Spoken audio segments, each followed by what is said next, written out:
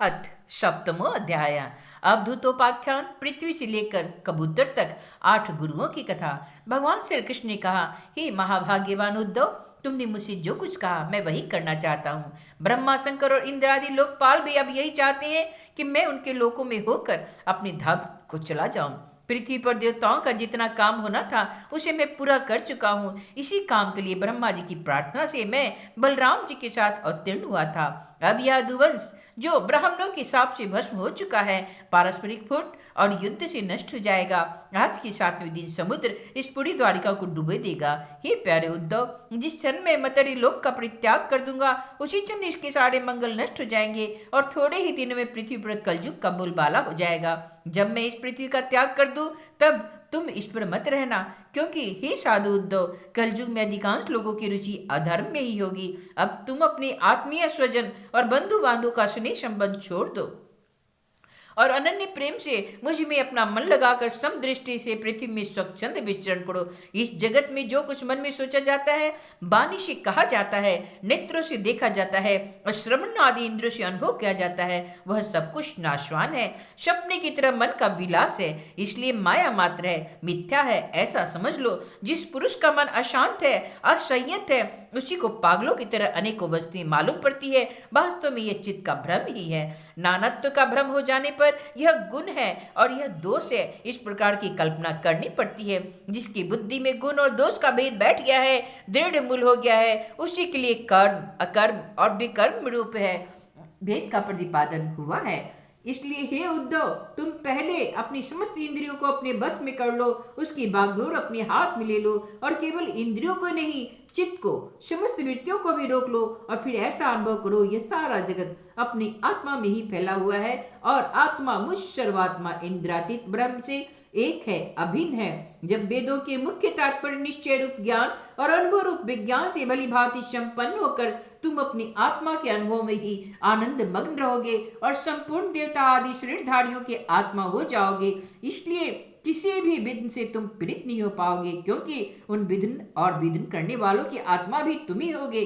जो पुरुष गुण और दोष बुद्धि से अतीत हो जाता है वह बालक के समान निषिद्ध कर्म से निवृत्त हो जाता है, परंतु दोष बुद्धि से नहीं। वह विहित कर्म का अनुष्ठान भी करता है, परंतु गुण बुद्धि से नहीं। जिसने श्रुतियों की तात्पर्य का यथार्थ ज्ञान ही नहीं प्राप्त कर लिया, बल्कि उसका साक्षात्कार भी कर लिया और इस प्रकार जो अटल निश्चय से संपन्न हो गया, वह समस्त प्राणियों का हितैषी सुहृद होता है और उसकी वृत्तियां सर्वथा शांत रहती है। वह समस्त प्रतिमान विश्व को मेरा ही स्वरूप, आत्मस्वरूप देखता है, इसलिए उसे फिर कभी जन्म मृत्यु के चक्कर में नहीं पड़ना पड़ता। श्री सुखदेव जी कहते हैं, परीक्षित, जब भगवान श्री कृष्ण ने इस प्रकार आदेश दिया तब भगवान के परम प्रेमी उद्धव जी ने उन्हें प्रणाम करके तत्व ज्ञान की प्राप्ति की इच्छा से यह प्रश्न किया। उद्धव जी ने कहा, भगवान, आप ही समस्त योगियों की गुप्त पूंजी हो, योगों के कारण और योगेश्वर है। आप ही समस्त लोगों के आधार, उनके कारण और योग स्वरूप है। आपने मेरे परम कल्याण के लिए ही उस संन्यास रूप का त्याग का आदेश दिया है। परंतु ये अनंत, जो लोग विश्व के चिंतन और सेवन में घुल मिल गए हैं, विषयात्मा हो गए हैं, उनके लिए विषय भोगों और कामनाओं का त्याग अत्यंत कठिन है। हे सर्वस्वरूप, उनमें भी जो आपसे विमुख हैं, उनके लिए तो इस प्रकार का त्याग सर्वथा असंभव है। ऐसा मेरा सोचना है। हे प्रभु, मैं भी ऐसा ही हूँ। मेरी मति इतनी मूढ़ हो गई है कि यह मैं हूँ, यह मेरा है। इस भाव से मैं आपकी माया के खेल, देह और देह के संबंधी स्त्री, पुत्र, धन आदि में डूब रहा हूँ। अतः भगवान, आपने जिस संन्यास का उपदेश दिया है उसका तत्व मुझ सेवक को इस प्रकार समझाइए कि मैं सुगमता पूर्वक उसका साधन कर सकूं। मेरे प्रभु, आप भूत, भविष्य, वर्तमान इन तीनों लोक कालों में से अबाधित एक रस सत्य है। आप दूसरों के द्वारा प्रकाशित नहीं, स्वयं प्रकाश आत्म स्वरूप हैं। हे प्रभु, मैं समझता हूँ मेरे लिए आत्म तत्व का उपदेश करने वाले आपके अतिरिक्त देवताओं में भी कोई नहीं।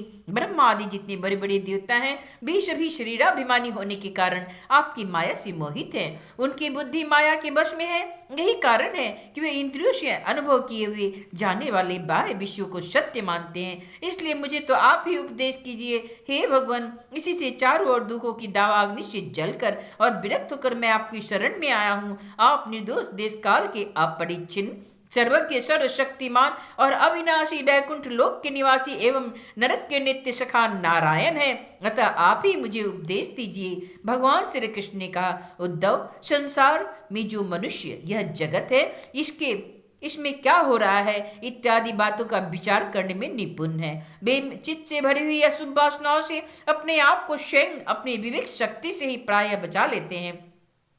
समस्त प्राणियों का, विशेषकर मनुष्य का आत्मा अपने हित और अहित का उपदेशक गुरु है। मनुष्य अपने प्रत्यक्ष अनुभव और अनुमान के द्वारा ही अपने हित अहित का निर्णय करने में पूर्णतः समर्थ है। सांख्य योग विशारद और पुरुष इन मनुष्य को योनि में इंद्र शक्ति, मन शक्ति आदि के आश्रयभूत मुझ आत्म तत्व को पूर्णतः प्रकट रूप से साक्षात्कार कर लेते हैं। मैंने 1 पैर वाले, 2 पैर वाले, 3 पैर वाले, 4 पैर वाले, 4 से अधिक पैरों वाले और बिना पैरों के इत्यादि अनेक प्रकार के शरीरों का निर्माण किया है।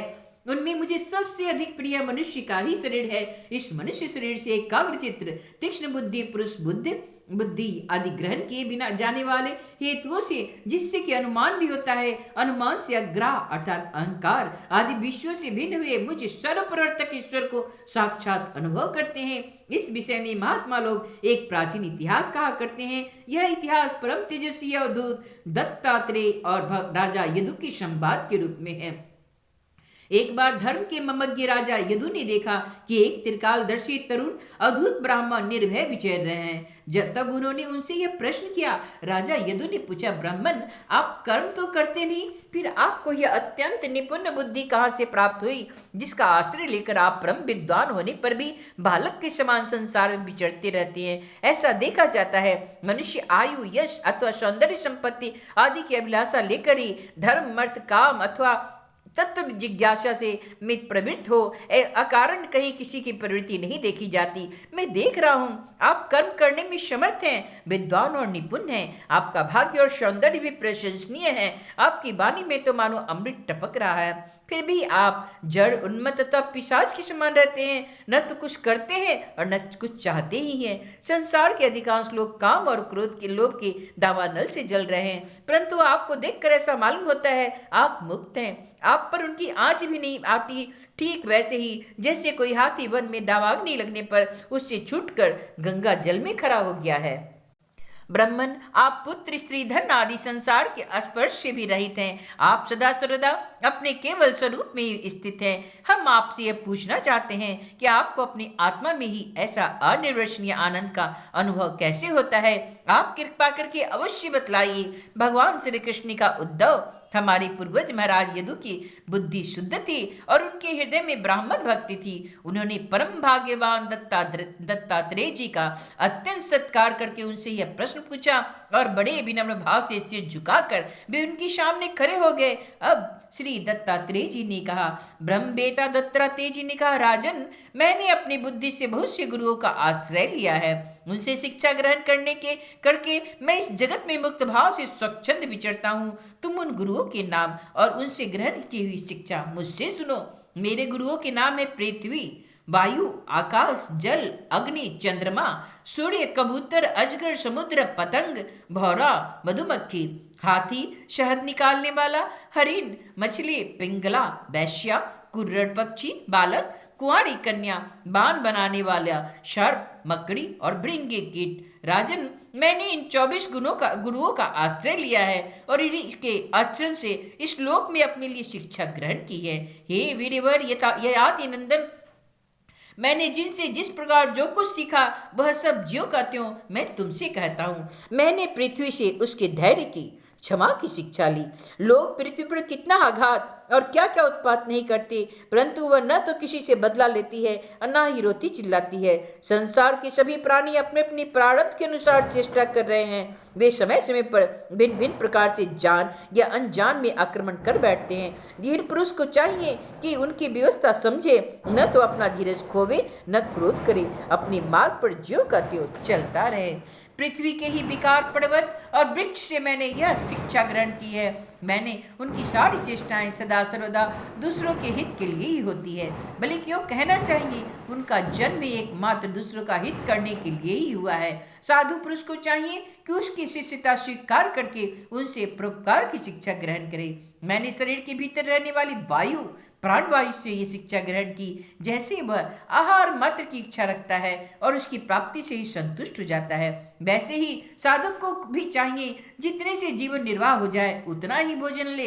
इंद्रियों की तृप्त करने के लिए बहुत से विषय न चाहे, संक्षेप में उतने ही विषयों का उपयोग करना चाहिए जिससे बुद्धि विकृत न हो, मन चंचल न हो और वाणी व्यर्थ की बातों में ना लग जाए। शरीर के बाहर रहने वाले वायु से मैंने यह सीखा, जैसे वायु को अपने अनेक स्थानों में जाना पड़ता है परंतु वह कहीं भी आसक्त नहीं होता, किसी का भी गुण दोष नहीं अपनाता, वैसे ही साधक पुरुष भी आवश्यकता होने पर विभिन्न प्रकार के धर्म स्वभाव वाले विषयों में जाए परंतु अपने लक्ष्य पर स्थिर है, किसी के गुण या दोष की ओर न झुक जाए, किसी में आसक्ति या द्वेष न कर बैठे। गंध वायु का गुण नहीं, पृथ्वी का गुण है, परंतु वायु को गंध का वहन करना पड़ता है। ऐसे करने पर भी वायु तो शुद्ध ही रहता है, गंध से उसका संपर्क नहीं होता। वैसे ही साधक का जब तक इस पार्थिव शरीर से संबंध है तब तक उसे इसकी व्याधि पीड़ा और भूख प्यास आदि का भी वहन करना ही पड़ेगा, परंतु अपने को शरीर नहीं आत्मा के रूप में देखने वाला साधक शरीर और उनके गुणों का आश्रय होने पर भी उनसे सर्वथा निर्लिप्त रहता है। राजन, जितने भी घट मठ आदि पदार्थ है वे चाहे चल हो या चल, उनके कारण भिन्न भिन्न प्रतीत होने पर भी वास्तव में आकाश एक और अपरिच्छिन्न अखंड ही है। वैसे ही चर अचर जितने भी सूक्ष्म स्थूल शरीर हैं उनमें आत्मा रूप से सर्वत्र स्थित होने के कारण ब्रह्म सभी में है। साधक को चाहिए कि सूत के मणियों में व्याप्त सूत के समान आत्मा को अखंड और असंग रूप में देखे। वह इतना विस्तृत है कि इसकी तुलना कुछ कुछ आकाश से भी की जा सकती है। इसलिए साधक को आत्मा की आकाश रूपता की भावना करनी चाहिए। आग लगती है, पानी बरसता है, अन्न आदि पैदा होते हैं और नष्ट हो जाते हैं, वायु की प्रेरणा से बादल आदि आते और चले जाते हैं। यह सब होने पर भी आकाश तो अछूता रहता है। आकाश की दृष्टि से यह सब कुछ है ही नहीं। इसी प्रकार भूत वर्तमान और भविष्य के चक्कर में न जाने किन किन नाम रूपों की सृष्टि और प्रलय होते हैं, परंतु आत्मा के साथ उनका कोई संस्पर्श नहीं है। जिस प्रकार जल स्वभाव से स्वच्छ, चिकना, मधुर और पवित्र करने वाला होता है तथा गंगा आदि तीर्थों के दर्शन, स्पर्श और नामोच्चारण से भी लोग पवित्र हो जाते हैं, वैसे ही साधक को भी स्वभाव से शुद्ध, स्निग्ध, मधुरभाषी और लोक पावन होना चाहिए। जल से शिक्षा ग्रहण करने वाला अपने दर्शन, स्पर्श और नामोच्चारण से लोगों को पवित्र कर देता है। राजन, मैंने अग्नि से यह शिक्षा ली कि जैसे वह तेजस्वी और ज्योतिमय होती है वैसे उसे कोई अपनी तेज से दबा नहीं सकता। जैसे उसके पास संग्रह परिग्रह के लिए कोई पात्र नहीं, सब कुछ अपने पेट में रख लेती है, जैसे वह सब कुछ खा पीने लेने पर भी विभिन्न वस्तुओं के दोषों से वह लिप्त नहीं होता, वैसे ही साधक भी परम तेजस्वी तपस्या से ददप्यमान, इंद्रियों से अपराभूत, भोजन मात्र का संग्रही और यथा योग्य सभी विषयों का उपभोग करता हुआ भी अपने मन और इंद्रियों को बस में रखे, किसी का दोष अपने में न आने दे। जैसे अग्नि कहीं लकड़ी आदि में अप्रकट रहती है और कहीं प्रकट, वैसे ही साधक भी कहीं गुप्त रहे तो कहीं प्रकट हो जाए। वह कहीं कहीं ऐसे रूप में प्रकट हो जाता है जिससे कल्याणकामी पुरुष उसकी उपासना कर सके। वह अग्नि के समान ही भिक्षारूप हवन करने वालों के अतीत और भावी अशुभ को भस्म कर देता है तथा सर्वत्र अन्न ग्रहण करता है। साधक पुरुष को इस प्रकार विचार करना चाहिए, जैसे अग्नि लंबी चौड़ी टेढ़ी सीधी लकड़ियों में रहकर उसकी समान ही सीधी टेढ़ी या लंबी चौड़ी दिखाई पड़ती है, वास्तव में वह वैसी है नहीं। वैसे ही सर्वव्यापक आत्मा भी अपनी माया से रचे हुई कार्य कारण रूप जगत में व्याप्त होने के कारण उन वस्तुओं के नाम रूप से कोई संबंध न होने पर भी उनमें के रूप में प्रतीत होने लगती है। मैंने चंद्रमा से यह शिक्षा ग्रहण की कि यद्यपि जिसकी गति नहीं जानी जा सकती उस काल के प्रभाव से चंद्रमा की कलाएं घटती बढ़ती रहती है, तथापि चंद्रमा तो चंद्रमा ही है, वह न तो घटता है और ना ही बढ़ता है। वैसे ही जन्म से लेकर मृत्यु पर्यंत जितनी भी अवस्थाएं हैं सब शरीर की है, आत्मा से उनका कोई संबंध नहीं। जैसे आग की लपट तथा दीपक की लौ क्षण क्षण में उत्पन्न और नष्ट होती रहती है, उनका यह क्रम निरंतर चलता रहता है परंतु दिख नहीं पड़ता, वैसे ही जल प्रवाह के समान वेगवान काल के द्वारा क्षण क्षण में प्राणियों के शरीर की उत्पत्ति और विनाश होते रहते हैं, परंतु अज्ञानवश वह हमें दिखाई नहीं पड़ता।